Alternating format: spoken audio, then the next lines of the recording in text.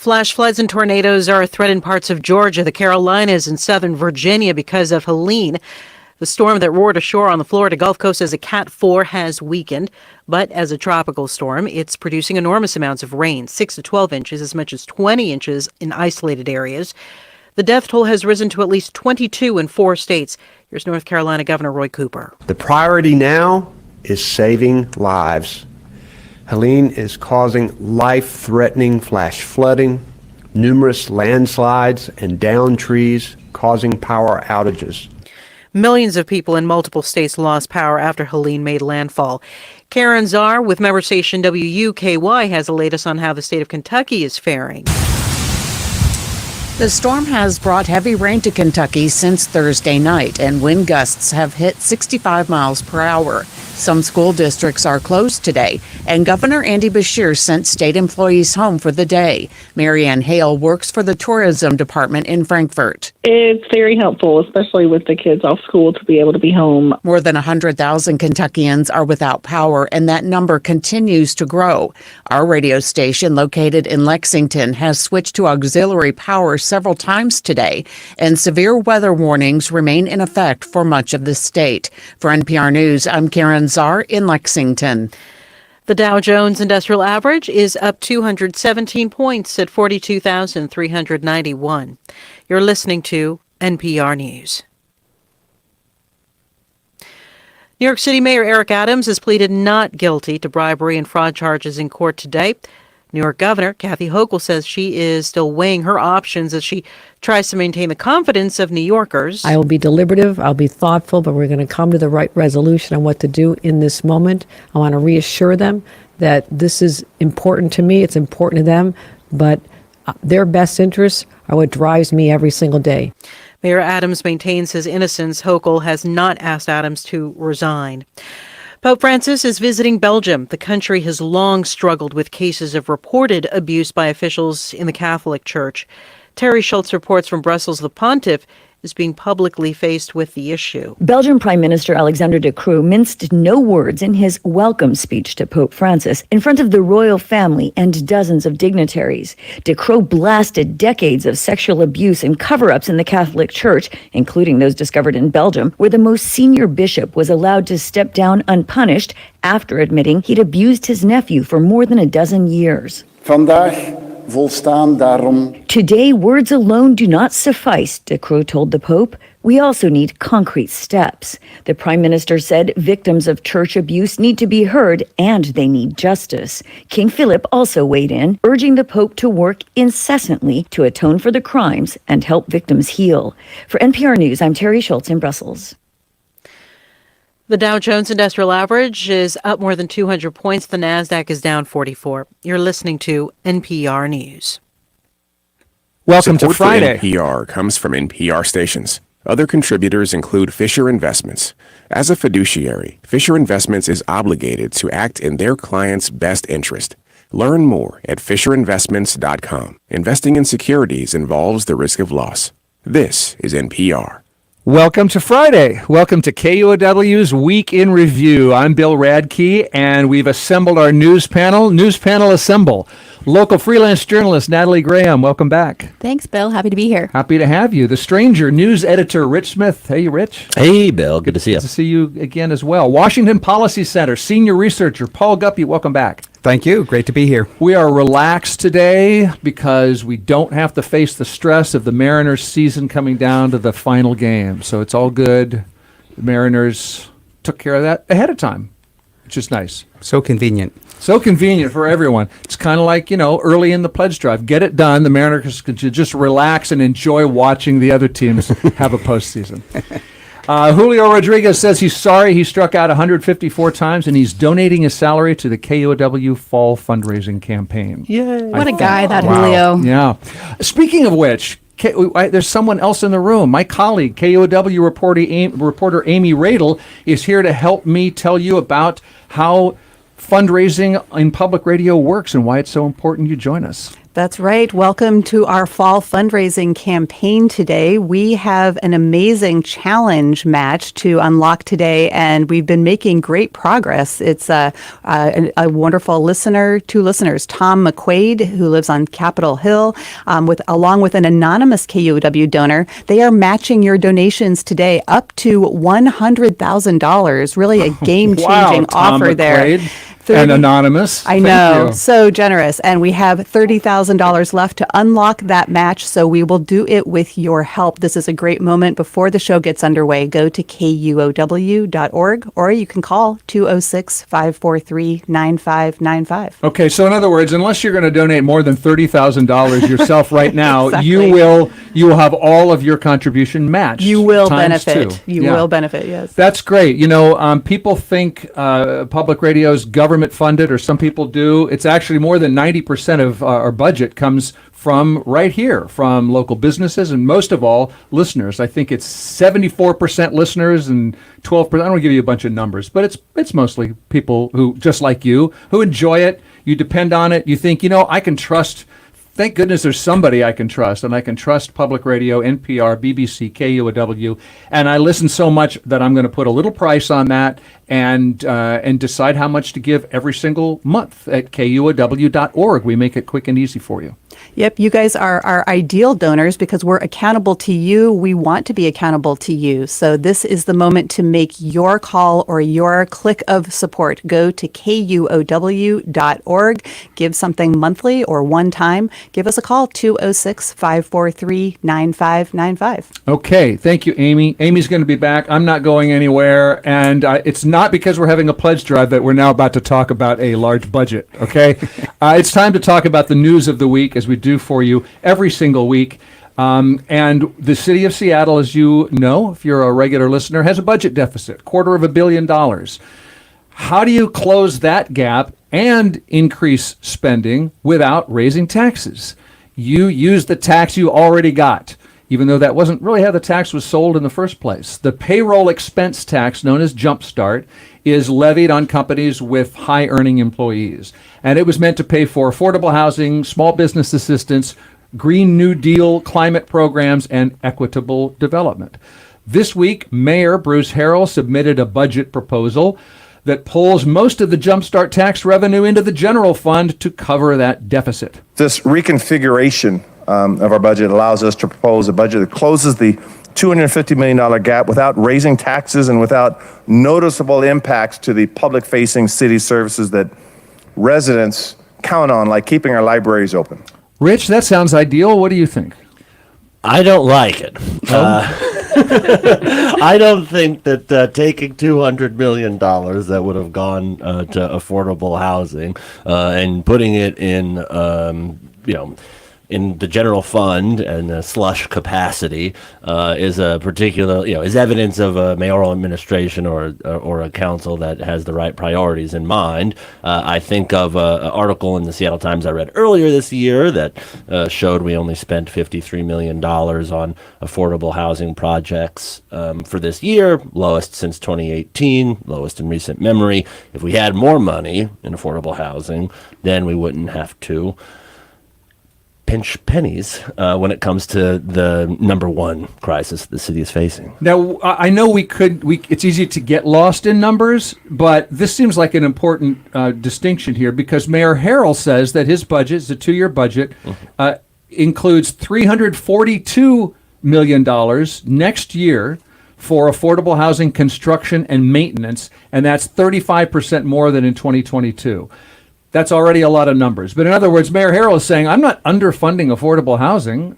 We're doing it. Sure. I mean, you're funding it a little bit more relative to last year, but still, the hole that we're in terms of housing construction, especially affordable housing, is such that you need to spend more in order to get out of that hole. So I don't think doing just above bare minimum on affordable housing is necessarily the strongest argument from the mayor, especially when it's pretty easy, so long as you don't care about what the Seattle Chamber of Commerce says, to tweak the payroll tax, get a little bit more, and have the best of both worlds. Here we are talking about more tax money. I knew that we'd get there pretty quickly. Well, it's interesting too because I don't think that this council, which is reaping the benefits of a progressive tax, would even pass this tax if it were to come across their desks today. And their backers, the Chamber of Commerce, which I guess we'll mention them a couple of times, they actively opposed it in 2020 when Councilmember Teresa Mosqueda put that forward. So it's just interesting that they're mining its coffers to backfill the budget instead of using it for what it's for, which is affordable housing. And to Rich's point, there's an incredible need for affordable housing. And just imagine if the full amount of the Jumpstart tax went to where it's meant to go. And the delicious irony of the whole thing, of course, is that when we were talking about the head tax, when we were talking about the payroll tax, the agita, the opposition that we were getting from big business interests was, this council doesn't have a plan for the money. This council doesn't have a plan for the money. So they're like, all right, we hear you. We're at the table. Here is our plan for the money. We will actually legally not spend it on anything but these three buckets. And now that we have this council and this mayor, they get to say, well, let's make it a slush fund. Actually, I'm going to propose, the mayor says during a press briefing, that we could use Jumpstart for whatever reason going forward. So that's a little fun for me. Paul Guppy, what's your take? It looks all too familiar. So having worked in public finance most of my policy analyst career, these kind of maneuvers are I don't want to say tricks or sleight of hand, is very common in budgeting. It shows that no matter what is said about trust fund or reserved accounts or dedicated funding streams, when a legislative body and a mayor and a city council or a state legislature or the Congress get together, they can pretty much do with this money whatever they like, and we're seeing an example of that. I always like to step back and look at the big picture kind of from the common person's point of view. The city has $8.3 billion in their budget. The funding is going up by about $450 million compared to last time. And the deficit that the mayor refers to is less than 3% of the total. So I always believe in starting with top priorities first. You fund those, and that would be libraries, parks, essential services, affordable housing. And then look at lower priority items that maybe can be trimmed 1 or 2%, and then you would get to a balanced budget. So starting from square one, I think, is the way to go. And especially when the city has such a large pot of money, again, more than $8 billion, should be enough to fund services for a city the size of Seattle. And I'm curious if you saw, because I don't know if I did, are the libraries getting more money in this budget, or is it just maintaining the library budget? Well, I don't know what the level is in the basic budget, but there's also a library levy that gives them extra funding. But okay. My point would be, libraries are an essential service in the community, and so you would fully fund them first, and then go down priorities from there. I just know they had that $240 million shortfall earlier this year that had those closures, and then they're facing this $1 million expense from the ransomware attack. And when I think about the budget priorities, I think about that. And the frustration is that they cut back on hours. So right when you want to go to the library, your kids want to go, it turns out that you can never quite tell when the local library is open because they've cut back on the hours. So those are the kinds of community-facing services that really should be funded first. Well, Paul, at what point does one of these become a good idea? Here's a list of ideas for new revenue. Expanding the Jumpstart payroll tax. You could increase the rate of it. You could lower the salary threshold so more businesses pay it. City capital gains tax. Tax companies whose CEOs make a lot more than the workers in general, a vacancy tax on vacant units, a real estate excise tax on high-value properties, which would need the state to go along, an estate tax in addition to what the state does, an inheritance, which the state would have to go along with, congestion tax, which is hard to pull off, taxing on congested roads, or an income tax, a flat 1% income tax. Those are many ideas for new revenue, Paul Guppy. What say you?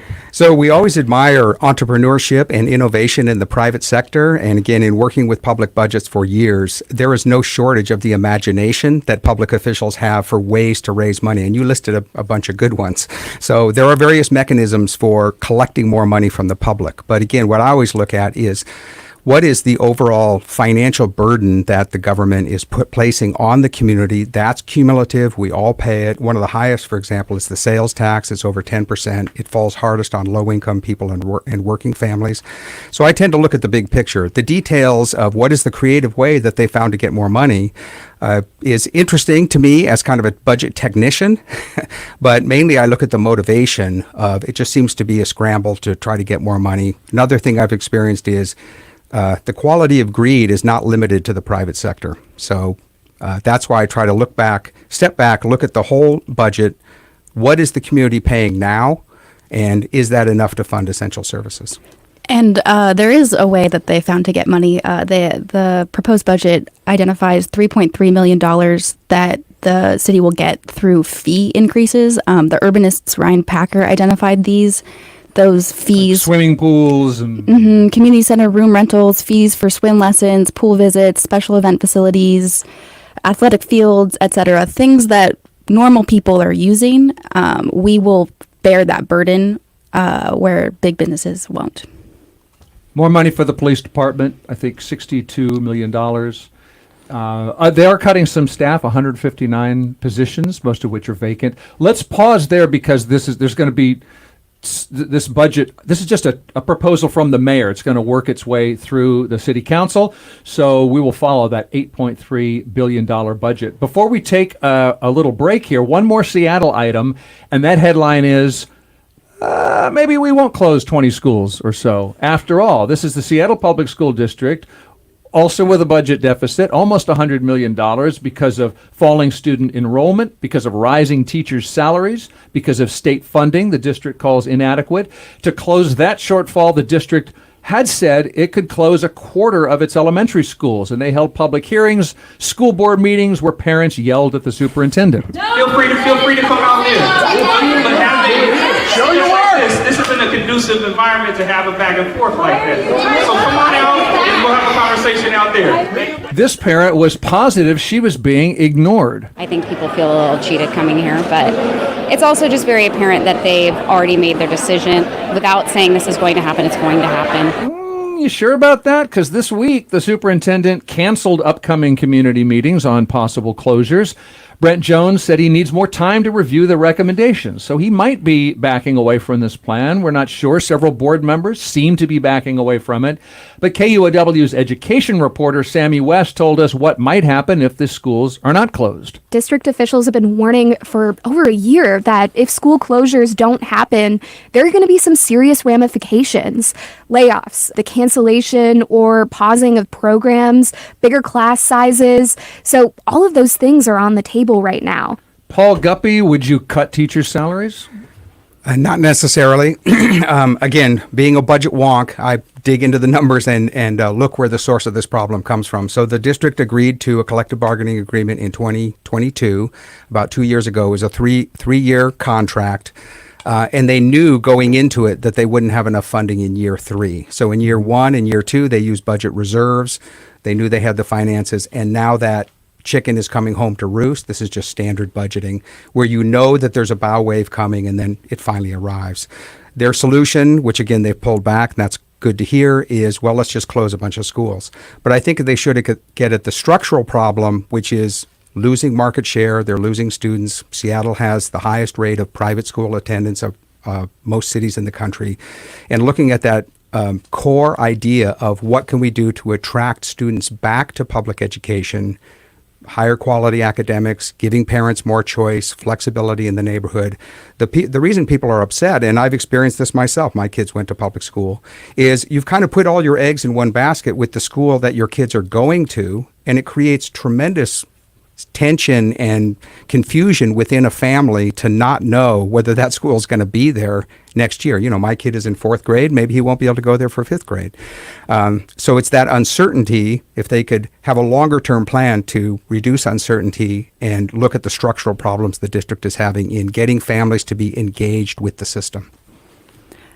But did this issue start because of that collective bargaining agreement, or Yeah. was it? Am I Right. It's not. That's not the sole source. Yeah. That's just the most recent stress that they have. okay? Yeah, it seems like a real potpourri of issues here with education funding at the state level, and then we're seeing that in the Seattle Public School District, but districts, I think, across the country and in Washington.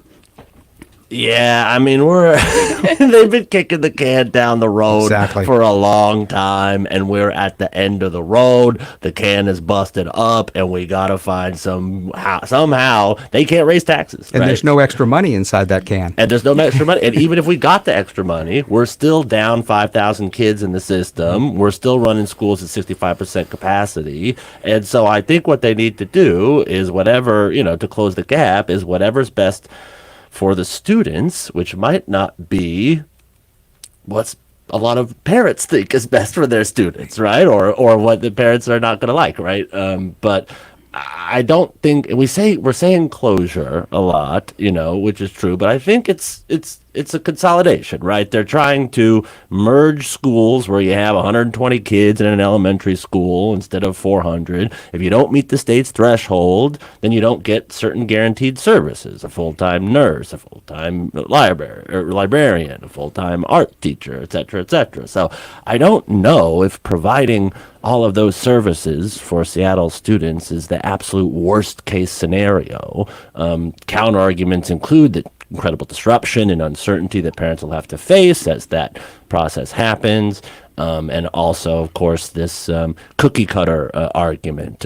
I love my school, which provides very special services for my very special child, and they should have that. And I think that, every child should have that. And we should try to strive to make the system provide that. Yeah, the consolidation plan includes getting rid of some of the environmental science school, the foreign language immersion school, et cetera, and thus to the cookie cutter idea. Standardization, you may also call it. So yes, some may call standards, and but yeah, I mean, Brent or the superintendent is going back to the table. Maybe there's other the 2 or 3 kinds of school closure scenarios that they outlined might not be the best ones, but I mean, the plan does fill $30 million a year.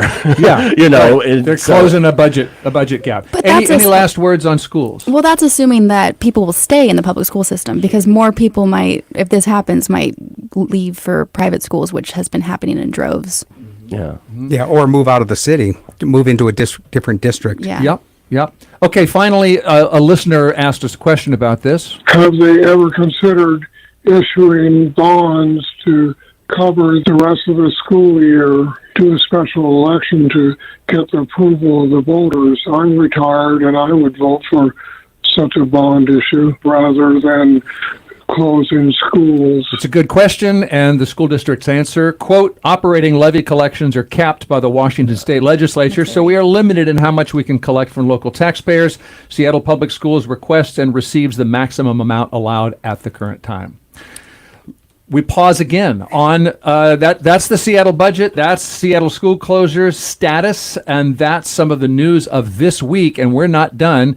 Freaking Macklemore coming up after we take a little break. But first, as I said, KUOW reporter Amy Radel has joined me to remind you that shows that I hope you enjoy, like Week in Review, are possible because other listeners have already stepped up and donated, whether it's NPR, a terrific reporter like Amy Radel, our podcasts. Why is it worth you donating right now to your favorite public radio station? I'm guessing it's because you look forward to Week in Review. You make sure you tune in at this time every week because you love the voices and the perspectives. And so right now we're just coming to you because it is also our fall fundraising campaign.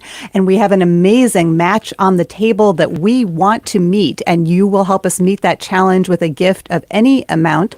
We have $28,000 left to unlock that match, given by some generous KUOW supporters. Tom McQuaid and an anonymous KUOW donor teamed up. They said, hey, let's really bring the leverage. It's going to be the final day of the fall fundraising campaign. We're going to talk to people during Week in Review, which they love and they want us to get back to. And so we're going to ask you to make a gift by going to KUOW.org or calling us at 206-543-9595.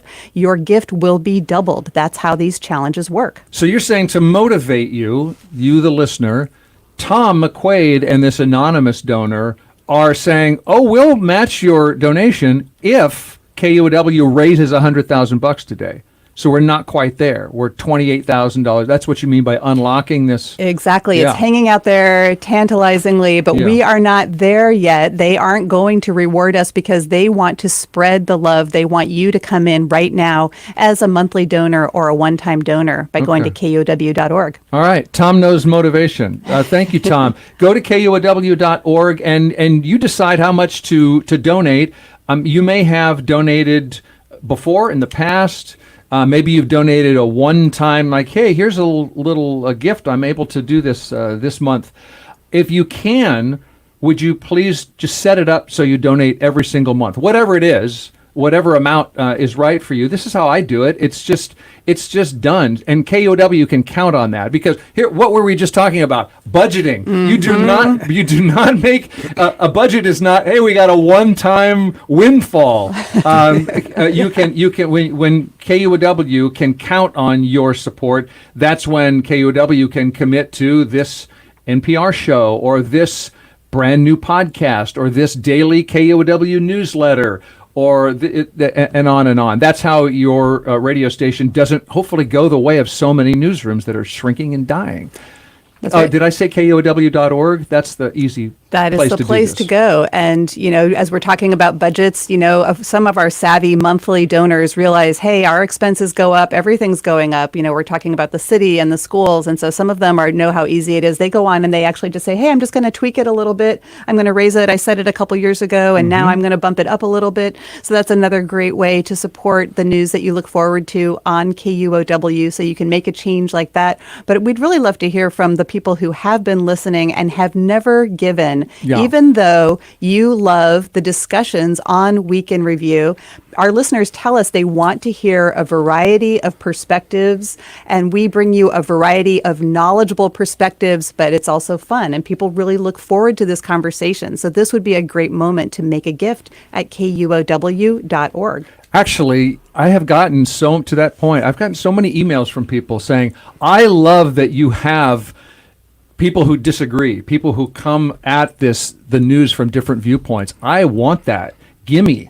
And I love to hear it too. I also like to think we're modeling the idea that we don't really have to hate on each other, as is sometimes we get the impression in social media or with in the media in general. So if that means something to you, then I can only assume you're put off you're intimidated by the idea of making a donation because you've never done it before. That's right. Let me tell you, take me up on it. Just go to the KUOW app or to KUOW.org. You see a red button that says Give Now, and you give now. It asks, how much do you want to give and how do you want to pay for it?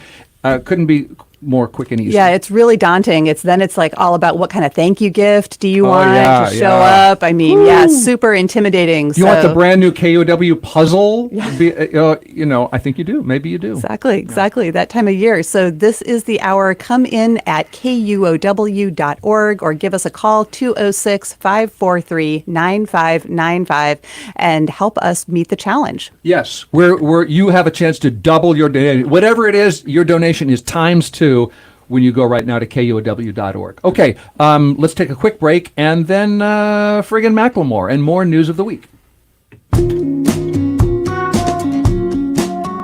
Support for KUOW comes from Horizon House. Horizon House, independent living on Seattle's First Hill, welcomes adults 62 and over from diverse backgrounds and cultures, including LGBTQ+. Learn more at horizonhouse.org. And from Ryan Swanson Law, hosting their annual employment law webinar for employers and business owners on October 1st, discussing the latest developments at the local, state, and federal level. Registration information at ryanswansonlaw.com. KUOW's Week in Review. I'm Bill Radke with our news panel this week. Washington Policy Center's Paul Guppy, The Strangers, Rich Smith, freelance journalist Natalie Graham, and we're talking about what happened this week. Well, Seattle rap star Macklemore was on stage at the Seward Park Amphitheater doing a Solidarity for Palestine concert, raising money in support of Palestinians in the war with Israel, and someone in the audience said something. Straight up, say it. I'm not going to stop you. I'm not gonna stop you. America. F America, that will get you the usual backlash, but in Seattle in particular, Macklemore is a major Seattle sports booster. He is an investor in the Kraken and the Sounders. You see him at the games and the fan rallies. He puts Ken Griffey Jr. in his music videos and wears Seahawk jerseys, and the Mariners play a song of his every game at the seventh inning stretch. In response to his F America remark, the Kraken and Sounders said some version of, "We believe that sports bring people together and unite us. Macklemore's increasing divisive comments do not reflect the values of our respective ownership groups, leagues, or organizations. We are currently evaluating our collective options on this matter." Natalie, sports teams are evaluating. What would you like to see them do about Macklemore, if anything? You know, what to do about Macklemore. Personally, I don't think it's that big of a deal that he said. We can't say that on public radio, right? I would suggest you don't. Okay, I won't. It has to do with All right. FCC licenses. F America. But anyway, he explained his statement in a went on lengthy Instagram. Instagram post, as you do. Yep. And he basically explained that this was not disowning America, but that this anger comes from anguish. And I believe that we're allowed to contradict our country, or not contradict, but, criticize, thank you, and want more from our government. And so I think that's a very democratic ideal, is to be able to, use free speech and all of that. So I don't care what what Macklemore says about America, but if this is what brings back Louie in the seventh inning stretch, then I know a lot of Seattle Mariners fans who would be really happy about that. Wow. I'll dive in, sure. So I'll just pick up on what you just said is, first thing when I saw this is, I'll just put it out there. I am a free speech radical. I love academics, study, scholarship. I think vigorous debate and free speech is the best way to try to find out what the truth is on any issue.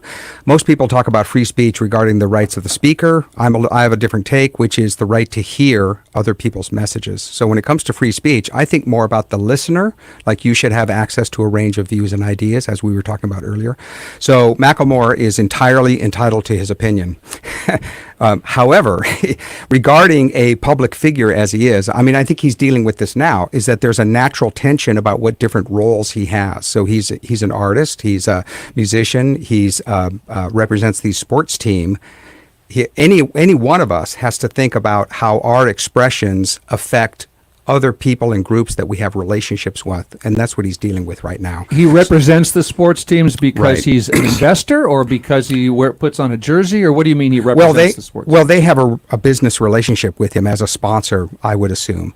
And a little bit more on the personal front is my kids are huge fans of Macklemore, and as fans, and I assume this is goes to millions of people. It puts them on the spot a little bit. So now they're conflicted about whether they enjoy Macklemore's music, which they do, but it adds an unrelated element, you might say, his comment about politics. And again, I'm not saying that he shouldn't have an opinion.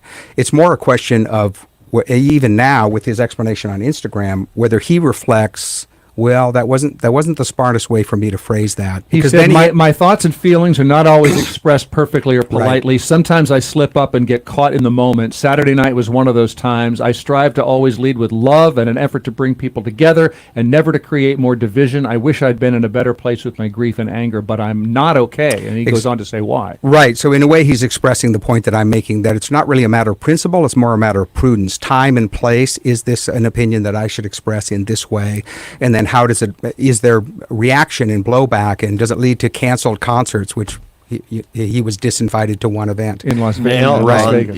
Nail on the head. This is about manners. And what's so fascinating about this story to me is the way in which it's like a great example of the right wing trying to police its definition of patriotism, what it means to be a good American, what it means to be, representable and respectable. Well, what did the right wing say? Yeah, Well, isn't it just these sports franchises that are worried about their business? Well, the story began when a right winger on Twitter posted that video of this "F America" chant, at this pro-Palestine music festival. That did numbers. That's all that local media stations, we here in the press, need to see to justify doing a story about it. And then suddenly, Talking about it right now. that's right, talking about it right now. And yeah, look, I'm not immune to it. I'm a cog in this wheel as much as We love anybody else. numbers. But I can criticize myself just as Macklemore can criticize America. Okay.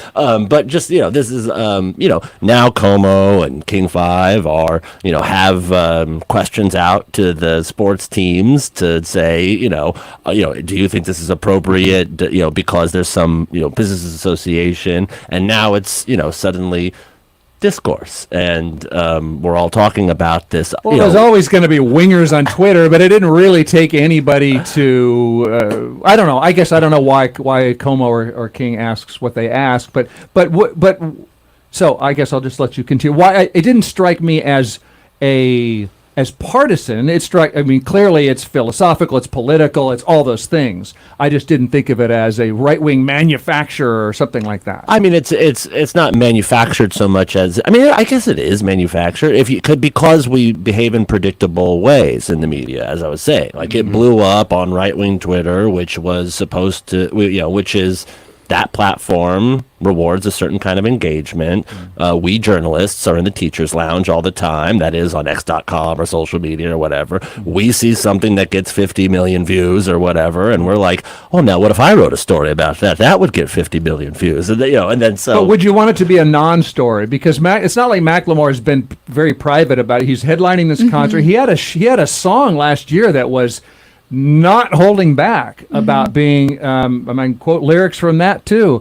We see the lies in them, claiming it's anti-Semitic to be anti-Zionist. I've seen Jewish brothers and sisters out there riding in solidarity and screaming "Free Palestine." And at some point he says, the blood is on your hands, Biden. We can see it all. And F no, I'm not voting for you in the fall. So maybe he loves this discussion, even though he. Well, it's unsurprising. That's pretty strong. I think that's why it's kind of a non-story. Is we already knew what Macklemore thought, and so I think to Rich's point, it's outrage bait of. It's doing numbers on Twitter, and there's a local angle. Because if Macklemore's in the news, Seattle media is circling like vultures. For what it's worth, my kids saw it on TikTok, which is where they get all their information. And I believe guess it's just out there. I believe the video was the only way that I see TikTok is if the video was posted to Twitter and Instagram, which is I think the millennial way into TikTok. Yeah. Yeah, but it's interesting because he has these relationships with these sports teams, and they clearly already knew where he stands. That's true. But I do think that it hits on this weird, like when we focus on it and we focus on the soundbite, it hits on this weird intersection of the mainstream sports audience, which sports is not political unless you are in the military and you love the national anthem. And if you think about sports, like it's very entrenched in like American ideals, and so it's clear why they would need to issue a response. So we're going to wrap up here, but to take one example, would the Mariners be making a statement, and if so, what statement, if they continue to play Can't Hold Us, a Macklemore song at the seventh inning stretch? Are they? I think in 2 weeks, everyone is going to forget about this, Okay. and the Macklemore song will be playing at the seventh inning stretch. I was thinking the same thing. Yeah. Also, they didn't make the playoffs, so no one's going to be there. Unfortunately. So that's a great point. And their kind of vague statement that they put out, we need to stop and think about this, is really just to create time for it to cool down. Yeah, again, it wasn't as a sports exactly franchise, an anti-Macklemore Jeremiah ad. It was just like, we're really thinking about this. Yeah, exactly. You're right. And so I always try to understand someone else's point of view, and I think what they're thinking of is we don't want controversy in, we're in the sports franchise business. We don't want to create controversy and division among our fans. I think the practical thing is they are going to wait a cooling off period, and if it kind of goes away, then they'll just stick with Macklemore, sure. Okay, speaking of cooling off or a cooling tower, as it were. We got one more item before we take a break. When I say tech companies are power hungry, Rich Smith might agree, but what he doesn't know is I mean something different. Tech companies are power hungry because running artificial intelligence requires big data centers that use big electricity, which makes it hard for Microsoft and Amazon to meet their carbon reduction targets. Amazon is building data centers around a nuclear power plant outside of Pittsburgh, and this week Microsoft announced a deal to restart a nuclear reactor at 3 Mile Island, Pennsylvania, where there was a partial meltdown in 1979. The melted reactor's gone, but the reactor next to it is just mothballed, and Microsoft says it will pay a company to restart it, marking the first time a U.S. nuclear plant has come back into service after being decommissioned, and the first time a single commercial nuclear power plant's output has been allocated to a single customer. How do we feel about that? First of all boomers out there are triggered by the phrase 3 Mile Island right off the bat. I remember. It makes everybody worried, like, don't go anywhere near it. But I think the practical thing is Microsoft and other tech companies need the power. It's been interesting to me that the sleeper issue has been the power draw from data centers, which are enormous. And then with AI coming on board also, and then also trying to move to a decarbonized economy, the electrical power becomes more important. So I think that's been out there for years, and now it's rising to the surface as a practical problem. How do we get more power? If Microsoft can make this work, it may show the way to the future. The last thing I'll say is there's another technology, SMR, small modular reactors, which are much smaller in scale, and there are companies that are building those. And rather than having huge industrial facilities like 3 Mile Island, smaller facilities may be more practical in the future and safer. Yeah, I agree. I think if we're going to live in a world where people are asking AI to write their essays, even though we know that it's like lighting the world on fire and draining all of our fresh water, we're going to need some better solutions. And Natalie, just to that point, a researcher at the Allen Institute in Seattle told the Washington Post that when you ask ChatGPT one question, one student essay, one recipe, it uses enough electricity to light one light bulb for 20 minutes. It's horrifying when I now Google something and I have the AI summary. I'm like, okay, well, I guess I just lit that light bulb. You just watered your lawn. Yeah. You just didn't recycle a wine bottle. But yeah, data centers, I think it's forecasted that they're going to take up 9% of the U.S. power supply by 2030. And we're seeing this in Grant County in Washington, where data centers are sapping up hydroelectric power, so much so that local utility is now having to consider whether they should violate the carbon neutral laws and fire up fossil fuels again. So I think nuclear is a good thing to dive into if we want to have a robust clean energy diet, because nuclear is 24 hours, it's 100% clean. It's reliable in a way. Except for the fuel rods, the uranium. All right. But what about the coal dust? Were we talking about the coal dust? Okay.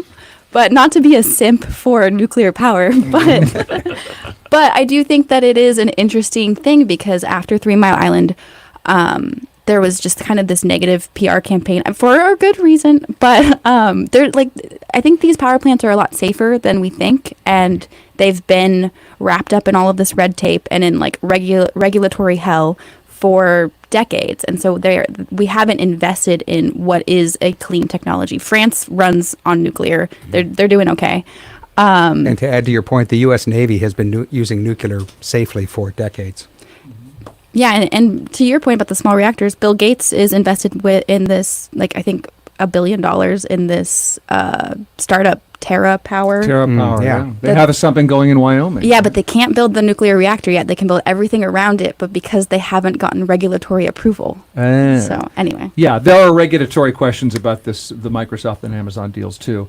And I have to make a regulatory note, which is we have to pause because we're going to take a break and we're going to run through a few more headlines. We're going to see what made us smile this week, and funding all of that is our fall fundraising campaign. That's why KUOW reporter Amy Radel is right next to me. Hi, Amy. Yeah, so good to be here. And thank you everyone for joining us during our fall fundraising campaign. You may not have heard, we have a $100,000 challenge match to unlock today. Well, that sounds wonderful. What's a challenge match? So a challenge match is when some people get together and they say, we want to invite these other people who are listening to Week in Review, but they haven't had a chance to give yet to KUOW. That is weird. How can we bring them in? So they say, well, how about we love KUOW? We're going to put up $100,000. And when KUOW raises that amount, then we will give them the $100,000. But we're not there yet. We've had amazing progress today. But for the listener, the person who gives now, it just means that your gift is going twice as far, which I think is so powerful to me when I think about, okay, well, maybe I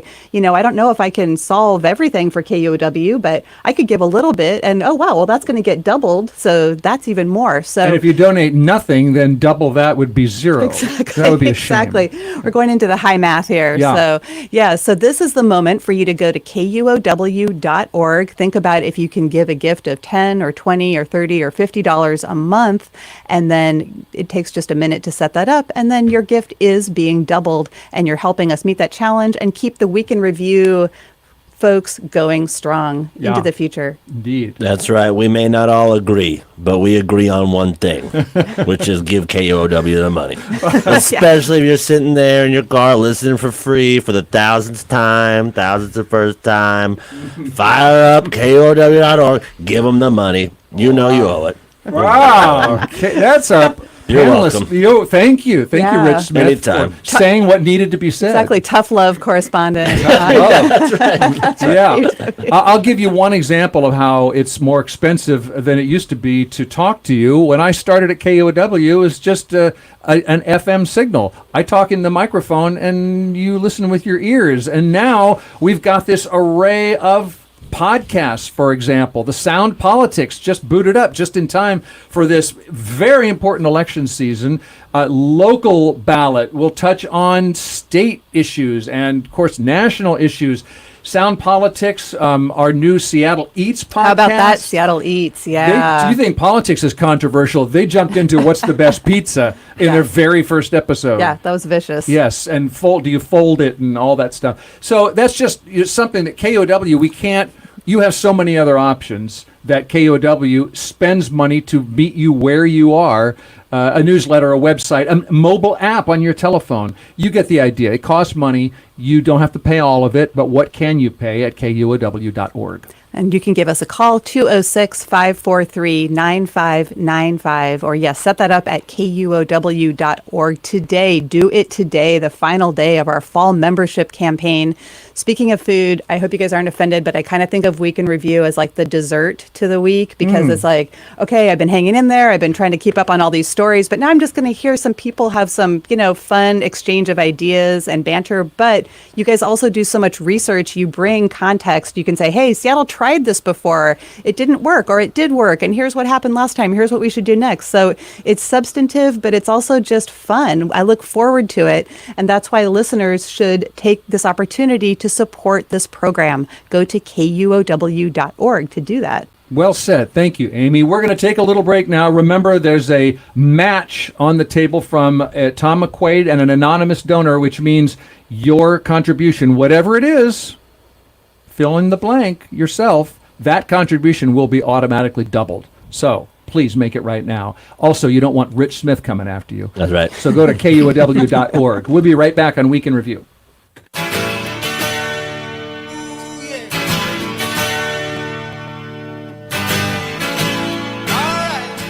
Support for KUOW comes from Third Place Books. Neil Stevenson discusses his new book, Polo Stand, the first in a new science fiction series, Tuesday, October 15th at 7 p.m. Tickets available now at thirdplacebooks.com. And from Humble Honing, a knife sharpening service offering in-home or pick-up and return knife sharpening. Humble Honing strives to provide chef-quality edge without shipping and wait times. Information and scheduling available at humblehoningseattle.com. This is Week in Review. I'm Bill Radke. Our board operator, Bernard Willett, just played a Supertramp song called Give a Little Bit. And I think there are no accidents. I think that had to do with our pledge drive. So tip of the hat to Bernard Willett. You could donate just for that. But that's not what I'm talking about now. I'm talking about the news of the week. That's Week in Review's mission. We every Friday we bring together a panel, and boy, what a panel we have right now with freelance journalist Natalie Graham, Stranger news editor Rich Smith, and Washington Policy Center senior researcher Paul Guppy. It is time to mention a couple things we haven't gotten to mention yet, and then make sure that we have room to see what made us smile this week. So a couple of headlines: Boeing machinists still on strike, 2 weeks. My wife has been furloughed. So I'd like to borrow money from each of you. This week, the National Transportation Safety Board issued a safety alert for some 737s. The FAA says United Airlines is the only U.S. airline that's been flying planes with this particular defect. The Seattle Times reports that United says it's already replaced the defective component, but some foreign airlines might have to ground some of their 747s. A new electric state ferry is going to take, would you say it's going to be more time than expected or less time? I take the over. Okay. More time. More time? You're correct. It's going to take more time than expected. They're converting the ferry Wenatchee from diesel to hybrid electric. And they have a second ferry that they want to do the same thing too. Right. Coming up next. Thank you. Yes. Also more expensive? Oh, well, I was going to ask you that. The cost of the ferry is going up or down, Natalie? I gotta go up. Got to be up. If I had a bell, I would ding it because, yes, we don't know by how much, but the costs are going up. Ferry system says some blueprints were inaccurate. Maybe the ferry system will go nuclear. I don't know. Maybe nuclear. By the way, we were talking about nukes earlier. This is the nukes, like 3 Mile Island nukes, and that's fission, the old style. But there's a company, an Everett company, working on a nuclear fusion power plant that would go in Chelan County. Wow, the power of the sun right here on Power Earth. of the sun, and you don't have the chain reactions, so safer supposedly, and you don't have such waste. You're just fusing. The sun has already done it. We're just following for billions of years. The sun has been doing it. Exactly. Right. So maybe that at least the younger folks seem to be smiling right away at nuclear power, whereas the older folks like me and Paul, we flinch a little bit because we remember 3 Mile Island. No trauma. But no trauma. Well, Natalie made a good point that technology today is vastly improved compared to the 1970s. Right. So that maybe made you smile. Was that it, or did anything else? As I ask at the end of every show, did anything else make you smile this week? Yeah, I mean, the inaugural season of The Golden Bachelorette has been making me smile. There's a retired Navy officer from Seattle who is featured among the men vying for June's hand. The show's incredible. It's an incredible portal into the romantic imagination of upper middle class and middle class American life, and of a certain age, right? Isn't Golden Bachelorette the Yes, it's fun. Everyone's over 60, so Yeah. it's instead of a bunch of young, hunky people, it's a bunch of old hunky people, and some of them, a lot of them, finding love after the loss of a long-term partner, and finding, trying to mix massive families together, of course, because all these people have lived, nice long lives, and so the kinds of relationship considerations are different, but just as affecting as they are. And there's a young local lovers. would-be bachelor. That's going right. For the Golden Bachelorette. Thank you. I would not have known that.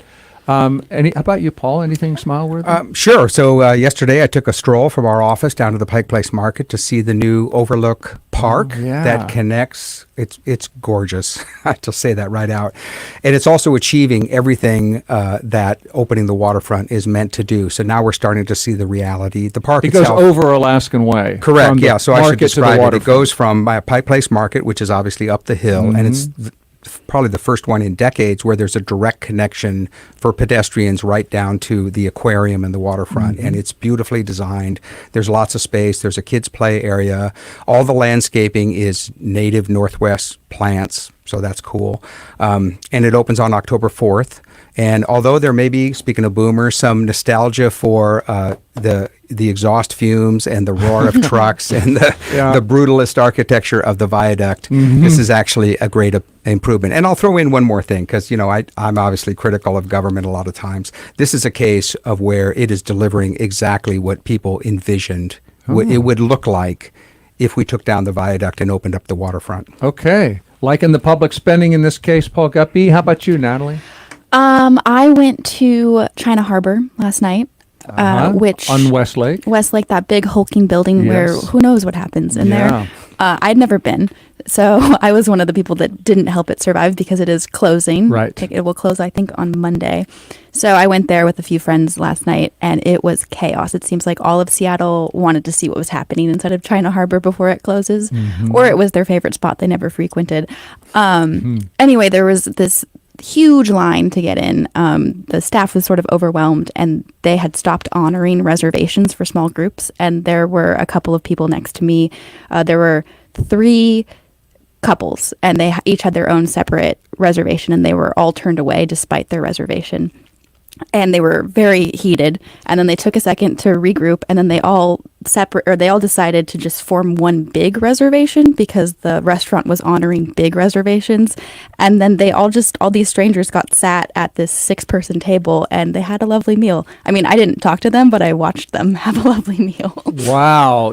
That's great. The lesson being, People are good. People are amazing. that was the conclusion of a Tacoma hiker this week who was climbing near Mount Rainier, went off the trail, stepped into a hole, broke her foot, called out for help. Several hikers came, including a couple from Minnesota. And they came with the news that there were these 2 really buff guys up on top. Oh, I didn't hear that part of the story. Airman First Class Troy May and his childhood friend Leighton Allen were those 2 guys. And they looked at each other and they looked at me and they said, "We can carry you out." They stopped every so often to lift Ursula up higher on Troy's back. And when his cowboy boots caused blisters, another hiker offered his shoes and walked in his socks. Obviously, the pain was getting worse and worse towards the end, so just telling her a few more steps and we'd be there. And sure enough, that's how we got it. Lessons I learned is just that people are good. People are amazing.